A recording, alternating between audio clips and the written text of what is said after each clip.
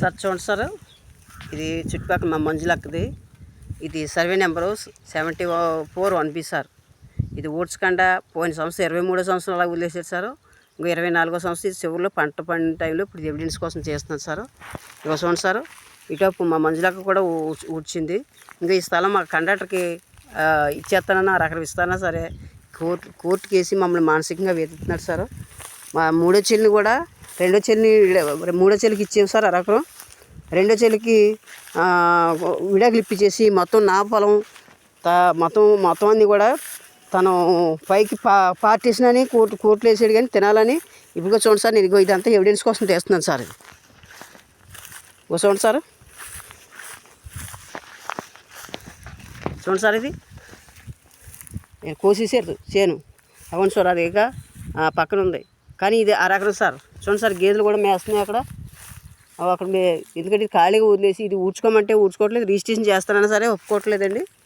మనుషుల్ని ఇలా మానసికంగా వెతుకుతున్నారు సార్. డాక్యుమెంట్లు ఎట్టుపెట్టి సార్. ఇల్లు చించంగల్పూడిలో కూడా 81లో సర్వే నెంబర్లో ఉంటే అక్కడికి వచ్చి ఇల్లుకి కూడా తాళాలు వేసాడు సార్. ఇది ఎవిడెన్స్ కోసం చూస్తున్నాను సార్. పోయిన సంవత్సరం వదిలేసాను, పోయిన పండించుకుంటారేమో అనేసాను. చూడండి సార్, ఇది మా మంజులక్క. ఇది అరకరం ఎందుకు వచ్చేవారు సార్. ఆ గేదెలు చూడండి సార్, ఈ అరకరం ఇచ్చేసి రిజిస్ట్రేషన్ చేస్తానని సరే కోర్టు పెట్టి ఇంకెందుకంటే మేము తల్లిదండ్రులు లేకపోవడం వల్ల మమ్మల్ని ఎలా మానసికంగా వెతుకుతున్నాడు సార్. మా పెద్దచెల్లి పద్మాన్ని వాడుకొని ఇలా చేస్తున్నారు సార్. ఇది కొంచెం సాక్ష్యం కోసం నేను తీస్తున్నాను sir. Please be give suggestions to me sir. Thank you sir. చూడండి సార్, ఇగో చేయండి సార్